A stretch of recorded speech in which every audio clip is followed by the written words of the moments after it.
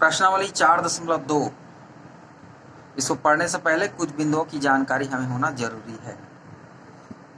दो चरों वाले रैखिक समीकरण का अनंत हल होता है, इसे आप हमेशा ध्यान रखेंगे। इसका ग्राफीय निरूपण एक सरल रेखा होती है। इसको ग्राफ में जब दर्शाएंगे तो हमेशा दो चर वाले रैखिक समीकरण का एक सरल रेखा ही प्रदर्शित करेगा। x बराबर 0 अगर कोई दो चर वाले रैखिक समीकरण दिया है तो यह किसका समीकरण होता है? y अक्ष का समीकरण होता है। और अगर y बराबर 0 दे दिया है तो ये किसको प्रदर्शित करेगा? x अक्ष का समीकरण कहलाएगा, x अक्ष को प्रदर्शित करेगा। x बराबर a दे दिया तो यह y अक्ष के समांतर रेखा को प्रदर्शित करेगा। इसी तरह y बराबर a दे दिया है तो x अक्ष के समांतर रेखा को प्रदर्शित करती है। समीकरण y = mx के रूप में दिया है। इसका ग्राफीय निरूपण करेंगे तो कैसा होगा? मूल बिंदु से गुजरने वाली रेखा प्राप्त होगी। हर बार एक सरल रेखा प्राप्त होगी, लेकिन मूल बिंदु से गुजरने वाली रेखा का समीकरण कुछ इस तरह से होगा, y = mx। m एक वास्तविक संख्या है।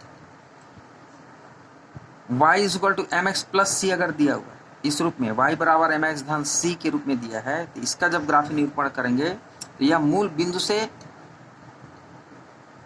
बिल्कुल भी नहीं गुजरेगी और हर बार एक ऐसा समीकरण अगर दिया है उसका ग्राफीय निरूपण करेंगे तो मूल बिंदु से दूर ही रेखा प्राप्त होगी। और दो चरों वाले रैखिक समीकरण एक सरल रेखा को कार्तीय तल पर प्रदर्शित करती है, जिसको हम बार बार आपको बता रहे हैं।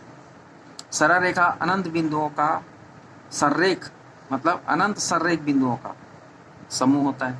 जैसे एक सरल रेखा है इस तरह से, तो कितने पॉइंट्स 1 2 3 ऐसे काउंट कर नहीं सकते आप, ढेर सारे पॉइंट्स मिल करके एक सरल रेखा बनती है जो कि सररेख है।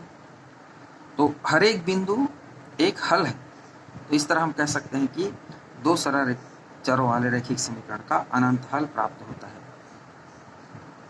रैखिक समीकरण के हल को क्रमित युग्म छोटे कोष्ठक में x y के रूप में प्रदर्शित किया जाता है। समीकरण का हल समीकरण को संतुष्ट करता है। कोई भी समीकरण का हल दे दिया है तो x और y के मान को समीकरण में रखने से बाएं पक्ष और दाएं पक्ष समान होना चाहिए।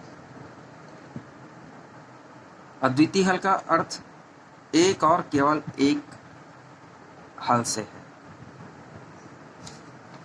Thank you.